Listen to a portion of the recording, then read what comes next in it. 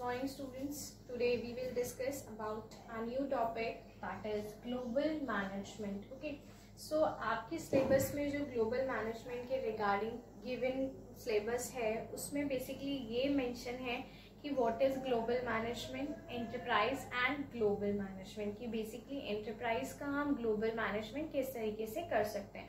So before we starting the enterprise and global management, we need to know the meaning of the global management. Okay, so today we will discuss about the meaning of the global management. Okay, see global word से अगर हम बात करें global का मतलब क्या समझ आता है. global word से हमें समझ में आता है वर्ल्ड वाइड. ठीक है, जहाँ पे आपकी क्रॉस नेशंस ट्रांजेक्शन हो रहे हैं, across the boundary of the nation transactions हो रहे हैं, वो सारे किस में आते हैं, आपके ग्लोबल में आते हैं. जब भी हम वर्ल्ड लेवल पे बात कर रहे होते हैं, वर्ल्ड वाइड की बात कर रहे होते हैं, तो हम उसको बोलते हैं ग्लोबल. ओके, सो अगर मैं ग्लोबल बिजनेस की बात करूं, that what is global business की ग्लोबल बिजनेस बेसिकली क्या है. सो देखो, the moment we start to cross our border for business और exchange of goods and services is called global business. It means that जब कभी भी हम अपने बिजनेस में जो एक्सचेंज कर रहे होते हैं गुड्स एंड सर्विसेज का, उसके लिए हम अपने नेशन की बाउंड्रीज को क्रॉस कर देते हैं, बेसिकली दूसरे नेशंस के साथ डील करने लग जाते हैं, तो वो बिजनेस क्या कहलाता है, आपका ग्लोबल बिजनेस कहलाता है. ओके, इसको हम मल्टीनेशनल कंपनीज एमएनसीज भी बोल सकते हैं कि बेसिकली वो कंपनीज जो आपकी more than one nation deal कर रही है, वो सारी क्या कहलाती हैं, आपकी मल्टीनेशनल कंपनीज कहलाती हैं. ओके, सो यहाँ पे आपको ग्लोबल बिजनेस का मीनिंग समझ में आया. ठीक है, अब ग्लोबल मैनेजमेंट क्या होता है. सी, जब हम ग्लोबल बिजनेस में डील कर रहे हैं, हम एमएनसीज में डील कर रहे हैं,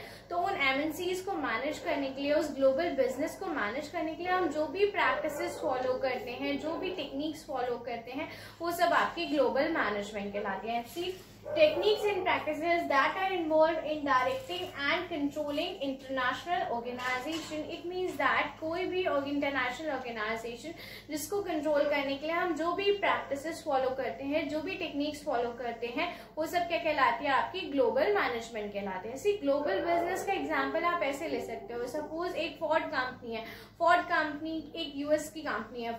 फोर्ड ने टाई अप किया चाइना की किसी कंपनी के साथ, एंड देन उन्होंने आपस में टाई अप करके ज्वाइंट वेंचर के साथ मैन्युफैक्चरिंग करना स्टार्ट कर दिया. So what is this is global business. Okay, जब हमारी एक कंपनी दूसरी कंपनी के साथ टाई अप करके बेसिकली इंटरनेशनल लेवल पे बिजनेस करना स्टार्ट कर देती है, तो हम उसको ग्लोबल बिजनेस में काउंट करते हैं. It is basically the integration of economies. इसमें क्या होता है, जब भी हम ग्लोबल बिजनेस कर रहे होते हैं, तो उसमें आपकी अलग अलग नेशन की इकोनॉमीज का इंटीग्रेशन होता है.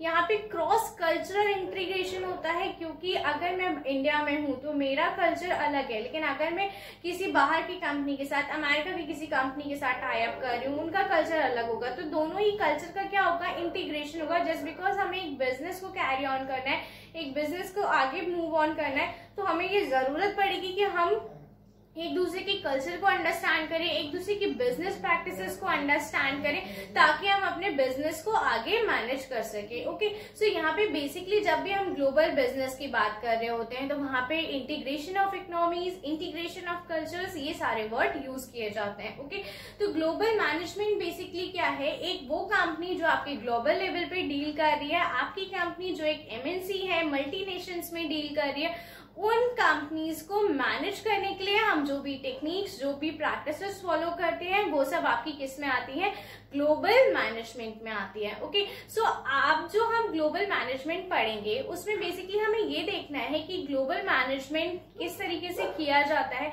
और आईटी का क्या रोल है ग्लोबल मैनेजमेंट में. ओके, अगर मैं बात करूं किसी भी ऑर्गेनाइजेशन की, तो किसी भी ऑर्गेनाइजेशन में वेरियस डिपार्टमेंट होते हैं. एचआर होता है, प्रोडक्शन होता है, फाइनेंस होता है, मार्केटिंग होता है. ठीक है, ये सारे डिपार्टमेंट आपकी एक पर्टिकुलर किसी भी ऑर्गेनाइजेशन में वर्क कर रहे होते हैं. But within a nation अगर ये सारे डिपार्टमेंट वर्क कर रहे हैं, तो it's very easy to manage all these department. But जब हम बात कर रहे होते हैं इंटरनेशनल लेवल पे, इंटरनेशनल लेवल पे भी ये डिपार्टमेंट्स आपके वर्क कर रहे हैं, सो बेसिकली तब उन चीजों को मैनेज करना बहुत ही कॉम्प्लिकेटेड हो जाता है. सो हमारा जो बेसिक मैनेजमेंट होता है, वो किस पे डिपेंड हो जाता है, आईटी पे डिपेंड हो जाता है.